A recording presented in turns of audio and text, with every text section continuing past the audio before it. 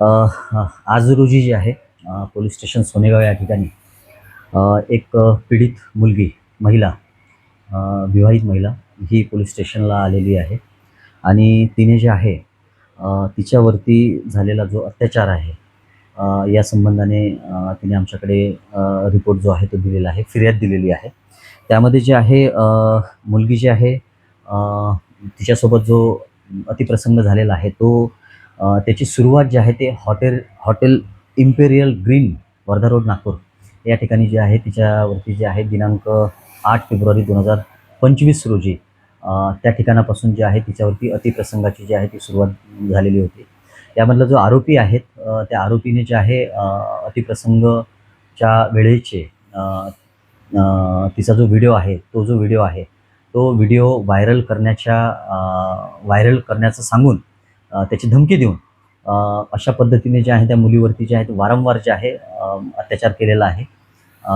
तिच्याशी शारीरिक संबंध प्रस्थापित केलेले आहेत आणि त्याचबरोबर जे आहे एक वेगवेगळ्या पद्धतीने म्हणजे त्या मुलीला त्या व्हिडिओचा धाक दाखवून त्याने जे आहे तिच्याकडनं जे आहे तर बरीचशी रक्कम जी आहे तीसुद्धा घेतलेली आहे.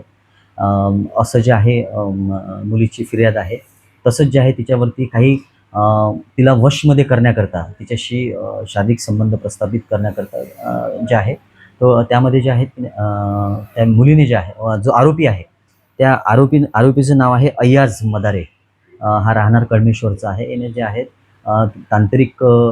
त्यामध्ये जे आहे तांत्रिक विद्येचा वापर करून तिच्यावरती जे आहे वशमध्ये करण्याच्या अनुषंगाने असाही प्रकार जो आहे फिर्यादी सांगते की माझ्यासोबत अ, वेगवेगळ्या ठिकाणी झालेला आहे.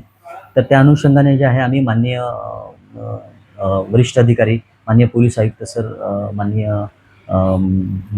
जे आहे सहपोलीस आयुक्त सर, त्याचबरोबर जे आहेत अपर पोलीस आयुक्त सर आणि माननीय उपायुक्त सर, पोलीस उपायुक्त सर, यांच्या आदेशान्वये जे आहे, यांच्या मार्गदर्शनामध्ये जे आहे आम्ही सदर गुन्ह्याचे जे आहे ते फिर्याद जी आहे ती दाखल करून जे आहे आरोपींना ताब्यात घेऊन आम्ही पुढील कारवाई करत आहोत. बिलकुल.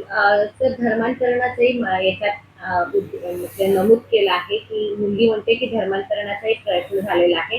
काय प्रकार आहे आणि कोणते गुन्हे जे आहेत ते इथे तुम्ही कुठली कलम याच्यात घेणार आहात? निश्चितच जे आहे याच्यामध्ये फिर्यादीने सांगितल्याप्रमाणे असा सुद्धा प्रकार जो आहे तो दिसून येत आहे.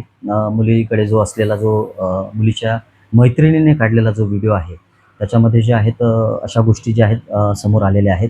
तर त्यानुसार जे आहे आम्ही भारतीय न्यायसंहिता 2023 आणि याच्यामध्ये थोडासा जो आहे जादूटोणा आणि म्हणजे वशमध्ये ची जी पद्धत आहे, त्याच्यामध्ये आम्ही महाराष्ट्र नरबळी आणि इतर अमानुष, अनिष्ट व अघोरी प्रथा व जादूटोणा प्रतिबंध अधिनियम आहे, जादूटोणा अधिनियम आहे 2013चा. त्याच्यानुसार सुद्धा आम्ही त्याचे योग्य जे कायदेशीर कलम आहेत ते लावून आम्ही गुन्हा दाखल करून पुढील तपास करणार आहोत.